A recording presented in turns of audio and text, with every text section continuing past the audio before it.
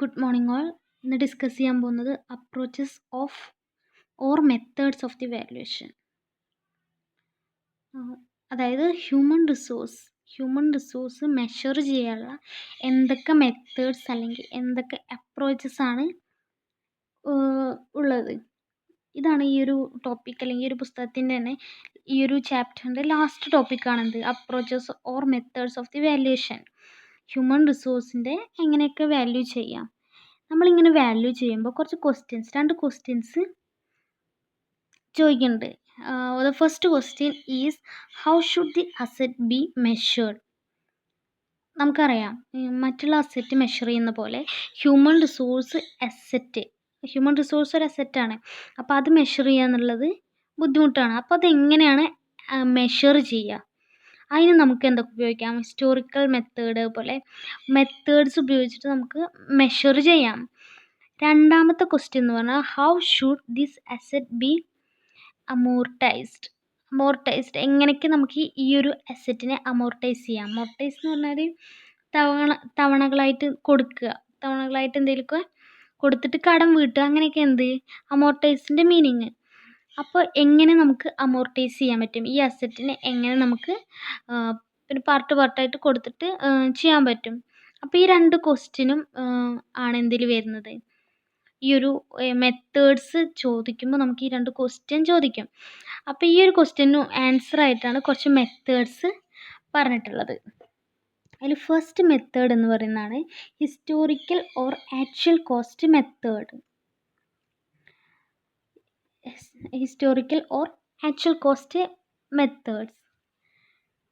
ഈ മെത്തേഡിനെ കുറിച്ച് പറയുകയാണെങ്കിൽ this approach was developed by Brummet, Flamholtz and Pyle. ഈ മൂന്ന് പേരും ചേർന്നിട്ടാണ് ഈ ഒരു മെത്തേഡ് ഡെവലപ്പ് ചെയ്തിട്ടുള്ളത്. Brummet, Flamholtz and Pyle. ഈ മെത്തേഡ് പ്രകാരം under this method the amount actually spend on the recruitment, familiarization and development of employees is capitalized and amortized over the period for which the benefits are expected to flow to the organization. അതായത് ഈ method പ്രകാരം എത്ര എമൗണ്ടാണ് റിക്രൂട്ട്മെൻറ്റിന് വേണ്ടിയിട്ട്, അതുപോലെ ഫെമിലറൈസേഷന് വേണ്ടിയിട്ട്, ഡെവലപ്മെൻറ്റിന് വേണ്ടിയിട്ട്, എംപ്ലോയീസിൻ്റെ ഡെവലപ്മെൻറ്റിനൊക്കെ വേണ്ടിയിട്ട് എത്രത്തോളം എമൗണ്ട് സ്പെൻഡ് ചെയ്തിട്ടുണ്ട്. അതായത് റിക്രൂട്ട്മെൻറ്റ് എന്ന് പറഞ്ഞാൽ അറിയാലോ, എംപ്ലോയീസിനെ ഓർഗനൈസേഷനിൽ അട്രാക്റ്റ് ചെയ്യുന്ന ആ പ്രോസസ്സ്. ഫെമിലറൈസേഷൻ പറഞ്ഞാൽ ഓർഗനൈസേഷനായിട്ട് പരിചയപ്പെടുത്തുക. ഡെവലപ്മെൻറ്റിലാണ് നമുക്ക് എങ്ങനെയൊക്കെ ഡെവലപ്മെൻറ്റ് കൊണ്ടുവരാൻ പറ്റും, ട്രെയിനിങ് അങ്ങനത്തെ പ്രോഗ്രാംസൊക്കെ കൊണ്ടുവന്നിട്ട്. അപ്പോൾ ഇതിനൊക്കെ എംപ്ലോയീസിൽ സ്പെൻഡ് ചെയ്യുന്ന എമൗണ്ട് എത്രയാണെന്ന് വെച്ചാൽ അത് ക്യാപിറ്റലൈസ് ചെയ്യുക, മൂലധനമാക്കിയിട്ട് മാറ്റുക. അതുപോലെ തന്നെ അമോർട്ടൈസ് ചെയ്യുക. ബാക്കി വരുന്നത്, അതായത് യഥാർത്ഥത്തിൽ എത്രയാണ് ചിലവഴിക്കുന്ന തുക, അത് ഓർഗനൈസേഷനിലേക്ക് എപ്പോഴാണ് ആ ബെനിഫിറ്റ് കിട്ടുന്നത് പ്രതീക്ഷിക്കുന്ന ആ കാലയളവ് ഉണ്ടാവും. ആ കാലയളവിലേക്ക് അത് അമോർട്ടൈസ് ചെയ്യുകയാണ് ചെയ്യുന്നത്. അതായത് ബെനിഫിറ്റ്സ് എപ്പോൾ മുതലാണ് ഈ ഹ്യൂമൻ അസറ്റ്സിൽ നിന്ന് ബെനിഫിറ്റ്സ് കിട്ടുക, അപ്പോൾ ആ കാലയളവിലേക്ക് എന്ത് ചെയ്യാണ്, അവർക്ക് സ്പെൻഡ് ചെയ്യുന്ന ആ എമൗണ്ട് ക്യാപിറ്റലൈസും ചെയ്യാണ്, അമോർട്ടൈസും ചെയ്യാണ്. Outlays which do not have the value beyond the current accounting periods are treated as operating expenses. അതായത് നമ്മൾ മുടക്ക് മുതലുണ്ടായിരിക്കും, ആ മുടക്ക് മുതലിന് ഒരു വാല്യൂ കറണ്ട് അക്കൗണ്ടിങ് പീരീഡിന് ഇല്ലെങ്കിൽ അതെന്തായിട്ട് ട്രീറ്റ് ചെയ്യാണ്, ഓപ്പറേറ്റിംഗ് എക്സ്പെൻസസ് ആയിട്ട് ഈ ഒരു അപ്രോച്ച് പ്രകാരം ട്രീറ്റ് ചെയ്യും. അതായത് ഇപ്പോൾ ഹ്യൂമൻ റിസോഴ്സിനെ ഇപ്പോൾ റിക്രൂട്ട്മെൻ്റ് ഒക്കെ ചെയ്തിട്ട് അവർക്ക് കൊണ്ടുവന്നിട്ടുള്ള ആ എമൗണ്ട്, അവർക്ക് സ്പെൻഡ് ചെയ്തിട്ടുള്ള ആ എമൗണ്ട് കൊണ്ട് ഈ ഒരു വർഷം, അതായത് അവരെന്നാണോ ഓർഗനൈസേഷനിലേക്ക് വന്നിട്ടുള്ളത് ആ ഒരു വർഷം അതിന് ഒരു ബെനിഫിറ്റും കിട്ടില്ല, അതിനൊരു വാല്യൂ ഇല്ലെങ്കിൽ അതെന്തായിട്ട് ട്രീറ്റ് ചെയ്യും, ഓപ്പറേറ്റിംഗ് എക്സ്പെൻസസ് ആയിട്ട് ട്രീറ്റ് ചെയ്യും. Cost on recruitment, selection and placement are called acquisition cost. അതായത് റിക്രൂട്ട്മെൻറ്റിനും സെലക്ഷനും പ്ലേസ്മെൻറ്റിനുള്ള കോസ്റ്റിനെയാണ് അക്വിസിഷൻ കോസ്റ്റ് എന്ന് പറയുന്നത്. അവരെ അക്വയർ ചെയ്യാനുള്ള cost. The cost of orientation and training are known as learning cost. Orientation അറിയാലോ, പുതിയ ആൾക്കാരെ ഓർഗനൈസേഷനായിട്ട് പരിചയപ്പെടുത്തുക, അതുപോലെ ട്രെയിനിങ് കൊടുക്കുക. അതൊക്കെ അവർക്ക് എന്താണ്, ഈ ട്രെയിനിങ്ങും ഓറിയൻറ്റേഷനൊക്കെ അവർക്ക് ഒരു ലേണിംഗ് ആയിട്ടാണ് വരുന്നത്. അപ്പോൾ പറയുന്ന ആ 2 കോസ്റ്റ് എന്താണ്, ലേണിംഗ് കോസ്റ്റ് വരും. മറ്റേത് അക്വിസിഷൻ, അതായത് റിക്രൂട്ട്മെൻറ്റ്, സെലക്ഷൻ, പ്ലേസ്മെൻറ്റിലൂടെയൊക്കെയാണ് എന്ത് എംപ്ലോയീസിനെ, ഹ്യൂമൻ റിസോഴ്സിനെ അക്വയർ ചെയ്യുന്നത്. അപ്പോൾ അതിന് അക്വിസിഷൻ കോസ്റ്റും ഇത് ലേണിംഗ് കോസ്റ്റും എന്ന് പറയുന്നത്. In case the human asset expires before the end of the expected life period or leaves the organization prematurely, the unamortized cost remaining in the books has to be written off against the profit and loss account of the particular year. അതായത് അൺഅമോർട്ടൈസ് ചെയ്തിട്ടുള്ള amount, അതായത് human beings അല്ലെങ്കിൽ human asset expire ആവുകയാണെങ്കിൽ, അല്ലെങ്കിൽ അവരുടെ മുന്നിൽ ഇപ്പോൾ human life എന്ന് പറഞ്ഞാൽ എന്താണ്, നമുക്കൊരിക്കലും പ്രെഡിക്റ്റ് ചെയ്യാൻ പറ്റില്ല. അപ്പോൾ അവരുടെ മെച്യൂരിറ്റി പീരീഡിൻ്റെ മുന്നേ അല്ലെങ്കിൽ എക്സ്പെക്റ്റഡ് ലൈഫ് പീരീഡിൻ്റെ മുന്നേ ഇവിടുന്ന് എക്സ്പയർ ആയി പോവുക അല്ലെങ്കിൽ ഓർഗനൈസേഷന് ലീവ് ചെയ്ത് പോവുകയാണെങ്കിൽ ആ അൺഅമോർട്ടൈസ്ഡ് എമൗണ്ട് എന്ത് ചെയ്യാണ്, റൈറ്റ് ഓഫ് ചെയ്ത് കളയാണ് against the profit and loss account of the particular year. ആ ഇയറത്തെ പ്രോഫിറ്റ് ആൻഡ് ലോസ് അക്കൗണ്ടിൽ എന്ത് ചെയ്യാണ്, റൈറ്റ് ഓഫ് ചെയ്യാണ് എന്ത് ചെയ്യുന്നത്, അമോർട്ടൈസ് ചെയ്യാത്ത എമൗണ്ട്. അതായത് അമോർട്ടൈസ് ചെയ്യാറുള്ള തവണകളായിട്ട് അവരുടെ അതിനുള്ള എമൗണ്ടൊക്കെ സ്പെൻഡ് ചെയ്തിട്ടുണ്ടെങ്കിൽ അതൊക്കെ കൊടുത്തു തീർക്കണം അമോർട്ടൈസ്. അപ്പോൾ അമോർട്ടൈസ് ചെയ്യാത്ത ആ എമൗണ്ട്, ആ കോസ്റ്റ് എന്ത് ചെയ്യാണ്, ഈ ബുക്കിലേക്ക് റിട്ടേൺ ഓഫ് ചെയ്യുകയാണ് ചെയ്യുന്നത്. If the useful life recognized is longer than the original expected life, the amortization is to be rescheduled. അതായത് അവരുടെ ലൈഫ് എന്ന് പറഞ്ഞാൽ നമ്മുടെ ഒറിജിനൽ എക്സ്പെക്റ്റഡ് ലൈഫിനേക്കാൾ കൂടുതലാണെങ്കിൽ ആ അമോർട്ടൈസേഷൻ എന്ത് ചെയ്യും, റീഷെഡ്യൂൾ ചെയ്യും. അപ്പോൾ ഹിസ്റ്റോറിക്കൽ ഓർ ആക്ച്വൽ കോസ്റ്റ് മെത്തേഡിൽ മെയിനായിട്ടും പറയാനുള്ളത് ഹ്യൂമൻ റിസോഴ്സിന് വേണ്ടിയിട്ട് അവരുടെ ഡെവലപ്മെൻറ്റ്, അവരുടെ ഫെമിലറൈസേഷൻ, റിക്രൂട്ട്മെൻറ്റ്, പ്ലേസ്മെൻറ്റ്, അതിനൊക്കെ കൊണ്ടുവരുന്ന ആ കോസ്റ്റ്, ആ എമൗണ്ട് എത്രയാണോ സ്പെൻഡ് ചെയ്തിട്ടുണ്ട് അതൊക്കെ കണ്ടുപിടിക്കുക, അത് അമോർട്ടൈസ് ചെയ്യാണ്, അതുപോലെ ക്യാപിറ്റലൈസ് ചെയ്തിട്ട് അതിനനുസരിച്ചിട്ടാണ് ഇവിടെ ഹ്യൂമൻ അസറ്റിൻ്റെ, ഹ്യൂമൻ റിസോഴ്സിൻ്റെ വാല്യൂ കണക്കാക്കുന്നത്, അതിൻ്റെ വാല്യുവേഷൻ നടത്തുന്നത്. ഇനി പറയുന്നതാണ് merits of historical or actual cost method. എന്തൊക്കെയാണ് ഈ ഒരു മെത്തേഡിൻ്റെ മെറിറ്റ്സ്? ഫസ്റ്റ് മെറിറ്റ് എന്ന് പറയുന്നത്, this method follows the traditional accounting concept of matching cost with revenue and this easy to understand. അതായത് ഈ മെത്തേഡ് മെയിനായിട്ട് ഫോളോ ചെയ്യുന്നത് എങ്ങനെയാണ്, traditional accounting concept of matching cost with revenue and this is easy to understand. അതുകൊണ്ട് തന്നെ എന്താണ്, ഇത് മനസ്സിലാക്കാൻ വളരെ എളുപ്പമാണ്. അതായത് മാച്ചിങ് കോസ്റ്റും അതുപോലെ റവന്യൂവിൻ്റെ ബേസിലാണ് ഇവിടെ അക്കൗണ്ടിങ് കണക്കാക്കുന്നത്, ഹ്യൂമൻ റിസോഴ്സിൻ്റെ വാല്യുവേഷൻ കണക്കാക്കുന്നത്. അപ്പോൾ അതെങ്ങനെയാണെന്ന് മനസ്സിലാക്കാൻ എളുപ്പമായിരിക്കും.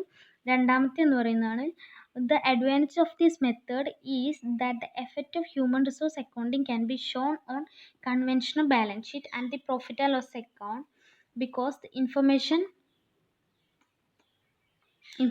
in these statements are also stated on historical basis.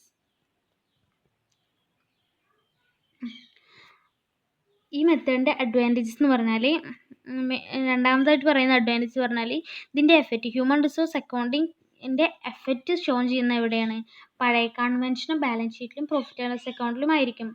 കാരണം ഈ information in the statements are also stated in historical cost base. അതായത് കഴിഞ്ഞ ഹിസ്റ്റോറിക്കൽ കോസ്റ്റ് ബേസിൻ്റെ ബേസിലായിരിക്കും എന്ത് ഈ ഒരു സ്റ്റേറ്റ്മെൻറ്റ് ഇൻഫർമേഷൻസ് റെക്കോർഡ് ചെയ്യുന്നത്, അല്ലെങ്കിൽ അതിൻ്റെ എഫക്റ്റുകൾ റെക്കോർഡ് ചെയ്ത് വെക്കുന്നത്. അപ്പോൾ അതും എന്താണ്, ഒരു അഡ്വാൻറ്റേജ് ആണ്. നെക്സ്റ്റ് പറയുന്നതാണ്, it can help the firm in finding out the return on human resource investment. അതായത് ഈ ഒരു മെത്തേഡ് ഉപയോഗിച്ചിട്ട് തന്നെ ഒരു ഫേമിന് ഹ്യൂമൻ റിസോഴ്സിൽ എത്രത്തോളം ഇൻവെസ്റ്റ്മെൻറ്റ് നടത്തിയിട്ടുണ്ടെന്നൊക്കെ മനസ്സിലാക്കാൻ വേണ്ടി ഹെൽപ്പ് ചെയ്യുന്നുണ്ട്. അതായത് ഫസ്റ്റ് തന്നെ പറയേണ്ടത് എത്ര എമൗണ്ട് സ്പെൻഡ് ചെയ്തിട്ടുണ്ട്, അപ്പോൾ അതൊക്കെ ക്യാപിറ്റലൈസ് ചെയ്യുകയാണ്. അപ്പോൾ അതിനനുസരിച്ച് എത്രത്തോളം ഹ്യൂമൻ റിസോഴ്സിന് വേണ്ടിയിട്ട് എമൗണ്ട് അല്ലെങ്കിൽ അവർക്ക് എത്രത്തോളം റിട്ടേൺ കിട്ടും എന്നുള്ളത് നമുക്ക് മനസ്സിലാക്കാൻ പറ്റും. അപ്പോൾ ഇത്രയാണ് merits of this approach. Next പറയുന്നതാണ് demerits of historical cost method. Demerits എന്ന് പറയുന്നത്, first it is very difficult to estimate the number of years an employee will be with the firm. അതായത് ഈ ഒരു അപ്രോച്ച് പ്രകാരം എത്രത്തോളം ആളുകൾ അല്ലെങ്കിൽ ഒരു എംപ്ലോയി എത്രത്തോളം ഇയേഴ്സ് ഈ ഓർഗനൈസേഷനിൽ വർക്ക് ചെയ്തു എന്നുള്ളത് കണ്ടുപിടിക്കുക, എത്ര വർഷം വർക്ക് ചെയ്തു എന്നുള്ളത് കണ്ടുപിടിക്കുക വളരെ ഡിഫിക്കൽട്ടാണ്.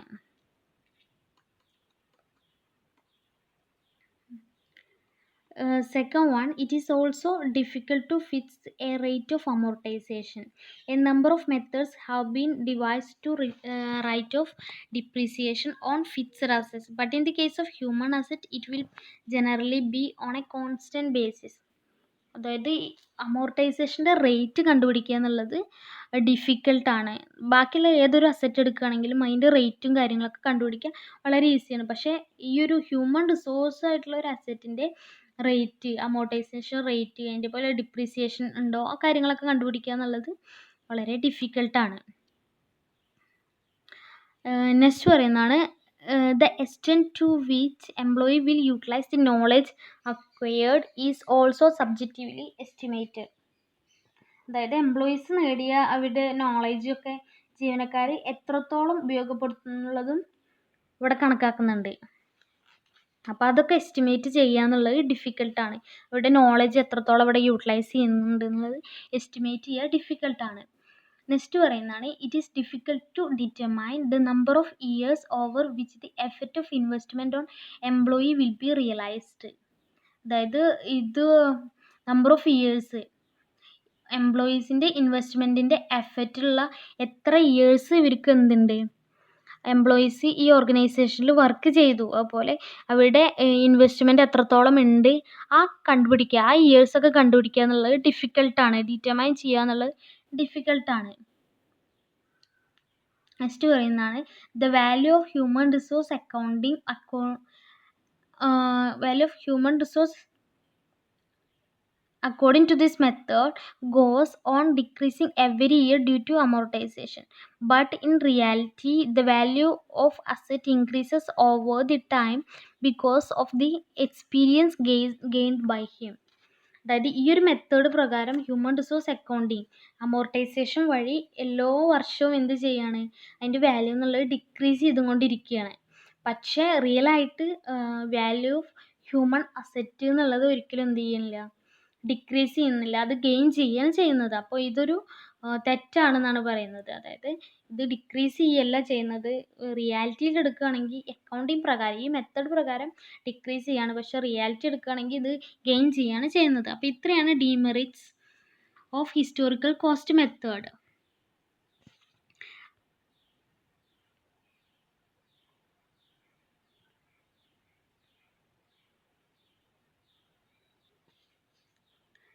നെക്സ്റ്റ് പറയുന്ന അപ്രോച്ച് അല്ലെങ്കിൽ രണ്ടാമത്തെ അപ്രോച്ചാണ് replacement cost approach. This method was developed by Rensis Likerd and Eric G. Flamholtz. അതായത് ഈ മെത്തേഡ് ഡെവലപ്പ് ചെയ്ത് ഈ രണ്ടുപേരും ചേർന്നാണ്, റെൻസിസ് ലിക്കേർഡും എറിക് ജി ഫ്ലാംഹോട്ട്സും ചേർന്നാണ് എന്ത് ഈ ഒരു മെത്തേഡ് ഡെവലപ്പ് ചെയ്തിട്ടുള്ളത്. ഈ ഒരു അപ്രോച്ച് പ്രകാരം under this approach the human resource are to be valued at their replacement cost, that is on the basis of assumption of what cost the firm would incur if the existing human resources are required to be replaced with others of equivalent talent and experience. അതായത് ഈ ഒരു method പ്രകാരം ഈ ഒരു അപ്രോച്ചിൽ human റിസോഴ്സിന് എന്ത് ചെയ്യാണ്, value ചെയ്യുന്നത് replacement cost പ്രകാരമാണ്. അതായത് റിപ്ലേസ്മെൻറ്റ് കോസ്റ്റ് പറയുകയാണെങ്കിൽ ഒരു അസറ്റ് മാറ്റിയിട്ട് വേറൊരു അസറ്റ് കൊണ്ടുവരുമ്പോൾ ഉള്ള നമുക്കുള്ള കോസ്റ്റാണ് എന്ത് റിപ്ലേസ്മെൻറ്റ് കോസ്റ്റ്. അത് പ്രകാരമാണ് എന്ത് ഈ ഒരു മെത്തേഡിൽ ഹ്യൂമൻ റിസോഴ്സിനെ വാല്യൂ കണക്കാക്കുന്നത്. ഇവരുടെ അസംഷൻ എന്ന് പറയുന്നതാണ് what cost the firm would incur if the existing human resource are required to be replaced with others of equivalent talent and experience. അതായത് ഇവരുടെ അസംഷൻ എന്ന് പറയുന്നത് എന്ത് കോസ്റ്റിലാണ് നിലവിലുള്ള ഹ്യൂമൻ റിസോഴ്സിനെ റിപ്ലേസ് ചെയ്തിട്ട് അവരുടെ തന്നെ ടാലൻറ്റും പിന്നെ എക്സ്പീരിയൻസ് ഉള്ള ആൾക്കാരെ റിപ്ലേസ് ചെയ്യാനുള്ള കോസ്റ്റ് എത്രത്തോളം കോസ്റ്റ് വരും, ആ ഒരു അസംഷൻ്റെ ബേസിലാണ് ഈ ഒരു അപ്രോച്ച് ഡെവലപ്പ് ചെയ്തിട്ടുള്ളത്. This method can assist the process of man power planning by providing estimates of the cost involved in obtaining employees, the a different position. ഈ മെത്തേഡ് എന്തിനു വേണ്ടിയിട്ടും ഹെൽപ്പ് ചെയ്യും? മാൻ പവർ പ്ലാനിങ്ങിൻ്റെ പ്രോസസ്സിന് വേണ്ടി. അവരുടെ man power planning man power എത്രത്തോളം ഇനി ആവശ്യമുണ്ട് എന്നൊക്കെ അറിയാൻ വേണ്ടിയിട്ട് ഇത് ഹെൽപ്പ് ചെയ്യും. By providing estimates of the cost involved in obtaining employees the different position. അതായത് ഓരോ പൊസിഷനിൽ ഡിഫറെൻറ്റ് പൊസിഷനിൽ നിൽക്കുന്ന ആൾക്കാരൊക്കെ, അപ്പോൾ അവരൊക്കെ കുറിച്ചുള്ള ഒരു മാൻ പവർ പ്ലാനിങ്ങിനും ഈ ഒരു മെത്തേഡ് ഹെൽപ്പ് ചെയ്യും.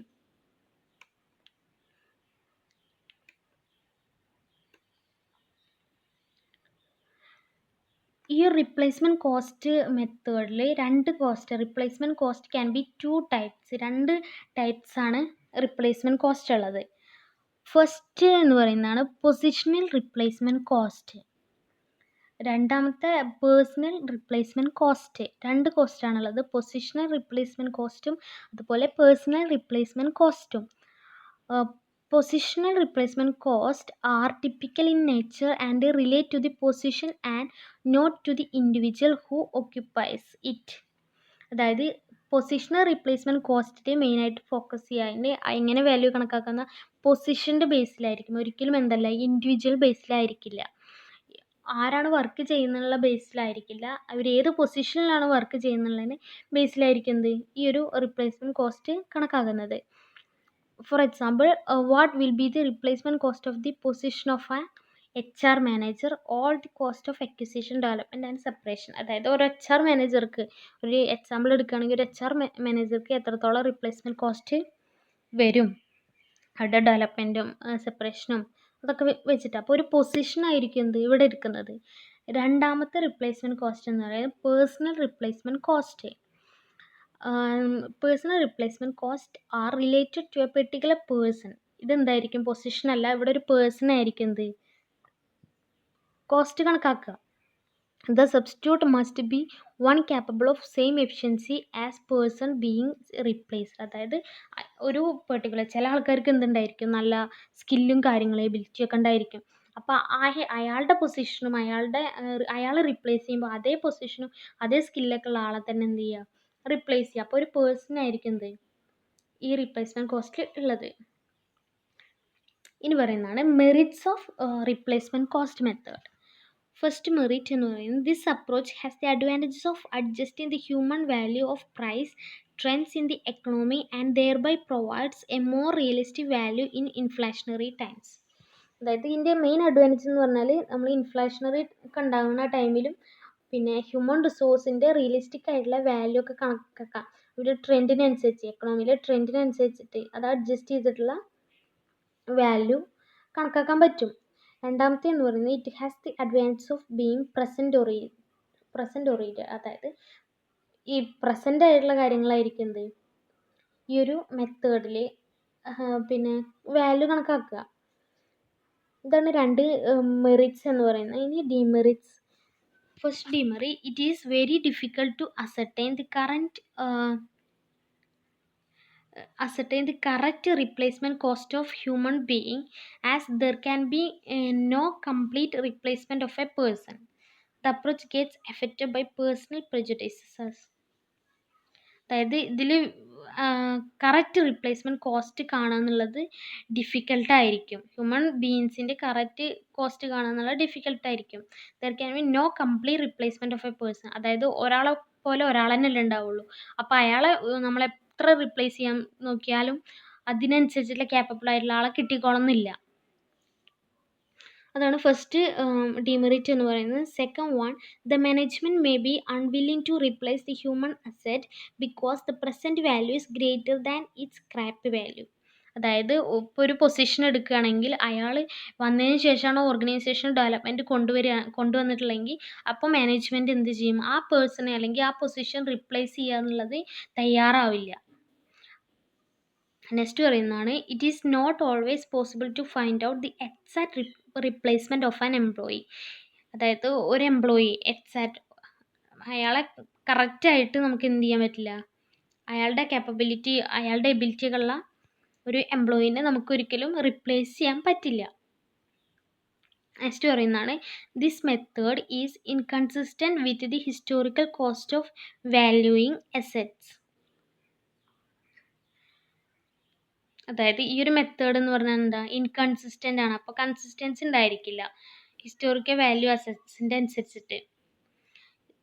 Last one, this method does not reflect the knowledge. അതായത് ഈ ഒരു മെത്തേഡ് എന്തില്ല, നോളജ് ഒന്നും പ്രതിഫലിക്കില്ല.